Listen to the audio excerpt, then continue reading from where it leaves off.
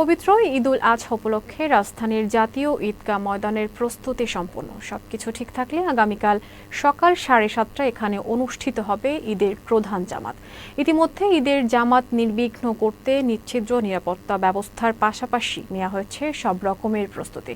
ইমরান হোসেনের ক্যামেরায় বিস্তারিত থাকছে মোস্তাফিজ রুমনের রিপোর্টে। পবিত্র ঈদুল আজহা উপলক্ষে রাজধানীর জাতীয় ঈদগাহ ময়দান এখন পুরোপুরি প্রস্তুত। সবকিছু ঠিক থাকলে আগামীকাল সকাল 7:30টায় এখানে অনুষ্ঠিত হবে ঈদের প্রধান জামাত। অংশ নেবেন 35,000 মুসল্লি। জামাতের ইমামতি করবেন বাইতুল মোকাররম জাতীয় মসজিদের খতিব মুফতি মোহাম্মদ আব্দুল মালেক। ঈদের জামাতকে কেন্দ্র করে সকালে জাতীয় ঈদগাহের নিরাপত্তার ব্যবস্থা পরিদর্শন করেন স্বরাষ্ট্র উপদেষ্টা জাহাঙ্গীর আলম, ডিএমপি কমিশনার শেখ মোহাম্মদ সাজ্জাদ আলী, র্যাবের আইন ও গণমাধ্যম শাখার পরিচালক এমজেড ইস্তেকাব চৌধুরী। এ সময় ছিলেন বিএনপি নেতা ইশরাক হোসেনও।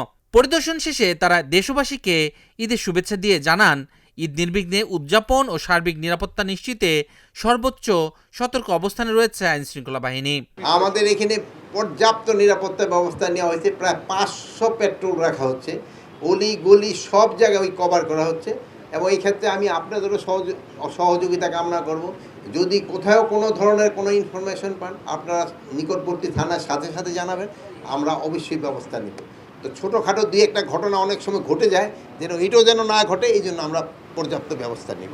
জাতীয় ঈদগাহে ঈদের প্রধান জামাত অনুষ্ঠিত হবে সকাল 7:30 এখানে একত্রে 35,000 সম্মানিত মুসল্লি ঈদের নামাজ আদায় করতে পারবেন। মাননীয় প্রধান উপদেষ্টা, মাননীয় প্রধান বিচারপতি সহ অন্যান্য বিচারপতিগণ, উপদেষ্টা বিন্দু, ঢাকাস্থ মুসলিম দেশের কূটনীতিক বিন্দু ও অন্যান্য গুরুত্বপূর্ণ ব্যক্তিবর্গ জাতীয় ঈদগাহে ঈদের নামাজ আদায় করবেন।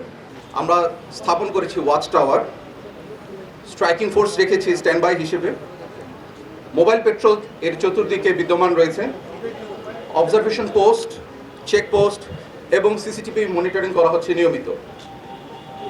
এছাড়াও যে কোনো পরিস্থিতি মোকাবেলা করতে র্যাবের ডগ স্কোয়াড এবং বোম ডিসপোজাল টিম সার্বক্ষণিকভাবে প্রস্তুত রয়েছে। আমি আজকে এখানে এসেছি, এটা আমার দায়িত্বের মধ্যে পড়ে যে ঈদগাহ কিভাবে এই পুরা কর্মকাণ্ডটা সম্পন্ন হচ্ছে সেটা তদারকি করা।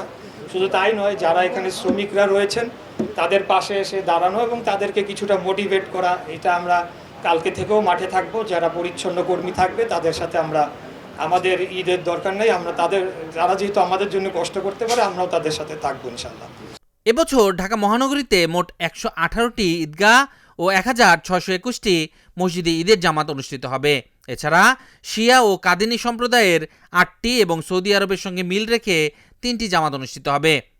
ইতিমধ্যে পুরোপুরি প্রস্তুত এই জাতীয় ঈদগাহ মাঠ।